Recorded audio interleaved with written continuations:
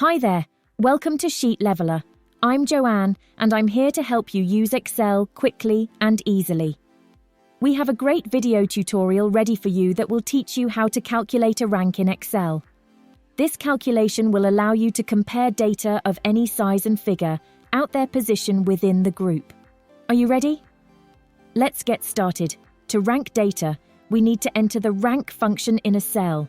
Start by clicking into the cell where you'd like to display the result.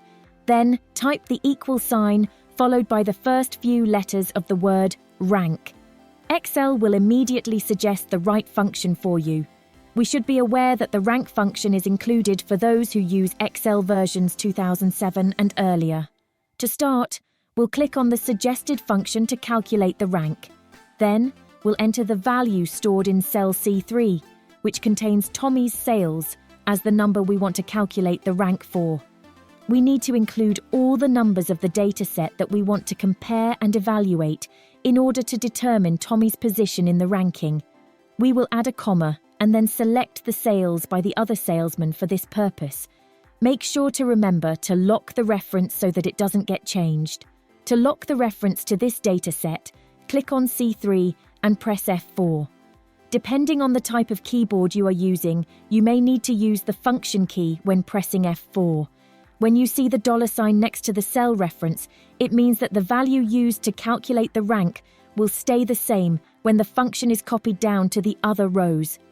To ensure that the reference to the entire area remains consistent, we use the same keys to fix the coordinates of C7.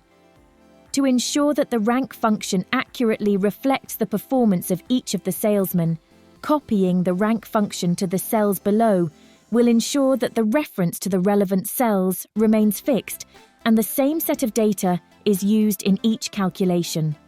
If you want to learn more about absolute cell references in Excel, we have a video tutorial that can help. Just click the link in the description to check it out. Now, let's move on and add another comma.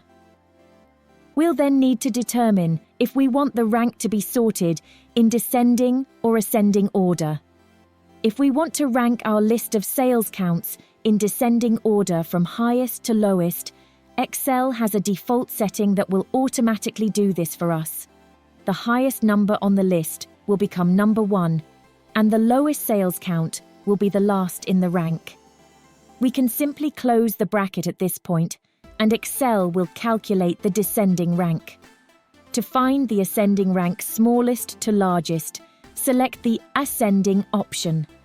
This will give the lowest number the rank of 1 and the highest number the last rank in the ranking. To complete this task, we will choose Descending, click on Descending, close the brackets, and hit the Enter key. You can view how Tommy's sales measure up against the sales of the other salespeople. To quickly view the ranking of other salesmen, simply copy the function in the cell containing the formula by dragging the bottom right-hand corner of the cell. The rankings will be displayed immediately. The ranking shows the salesmen in order of the number of sales they achieved, with the highest seller at the top and the lowest seller at the bottom, exactly as intended. It is important to remember that if there are two identical values in the selected dataset, Excel will evaluate them in a certain way. In our example, 2 salesmen have the same sales count, which means they both occupy the 3rd rank. To ensure the ranking continues in a logical order, Excel has skipped position 4, and the ranking continues with position 5. If there are 3 identical values in the same position, the next 2 places in the ranking will be skipped, so this is worth remember this when using Excel to calculate rankings. If you found this tutorial helpful, please show your support by liking this video and checking out other tutorials offered by Sheet Leveler. Not familiar with Sheet Leveler yet? We'd be delighted to have you join our online family. Just hit that subscribe button and you'll be all set. Thanks for joining us, and we'll see you soon in the next tutorial.